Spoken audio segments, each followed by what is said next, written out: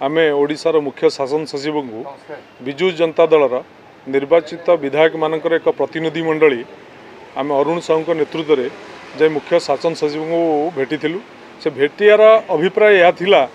जे ओडिशार 314 ब्लॉक एवं विभिन्न म्युनिसिपालिटी ठारू कॉर्पोरेशन ठारू आरंभ कर एनएसी पर्यंत सबु जगार शासक दलर एक अघोषित निर्देशनामा फल समस्त सरकारी ऑफिसर माने वर्तमान पक्षपातिता कार्यक्रम करिया आरंभ कर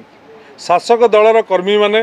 वर्तमान बीडीओ ठारू आरंभ कर म्युनिसिपालिटी चेयरमैन ठारू आरंभ कर एनएसी चेयरमैन पर्यंत समस्त को चाप प्रयोग करुचंती जे तांका कथारे काम करने को दलीय भित्तिरे कार्यक्रम करने तार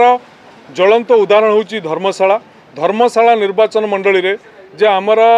पंचायत राज व्यवस्था रे जिला परिषद सरपंच पीएस मेंबर प्रतिनिधि मंडली बीडीओ को देखा करिया को जाइथिला बेले बीडीओ तांकु समय देले नाही बीडीओ तांकु 30 मिनिट अपेक्षा करैले जे मु भिसी रे अछि 30 मिनिट अपेक्षा कर से माने 30 मिनिट अपेक्षा करिया भितरे शासक दलर गुंडा माने जाई धर्मशाला रे आमर निर्वाचित सरपंच समिति सभ्य एवं जिला परिषद को बीडीओ को सामने रे आक्रमण करागला ताकु मध्य बीडीओ सुरक्षा दे पारले नाही सरकार मध्य सुरक्षा दे पारले नाही तेणु यही भली कार्यक्रम दरकार पड़े आमर जो गत स्वायत्त शासन दिवस गला 31 तारिख दिन सेठी मध्य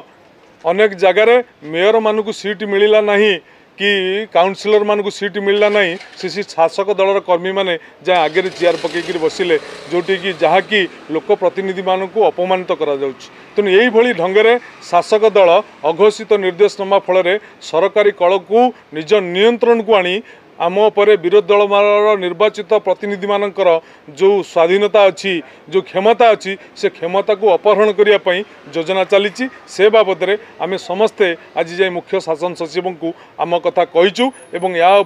निर्दिष्ट दृष्टि देवा अनुरोध करूँ।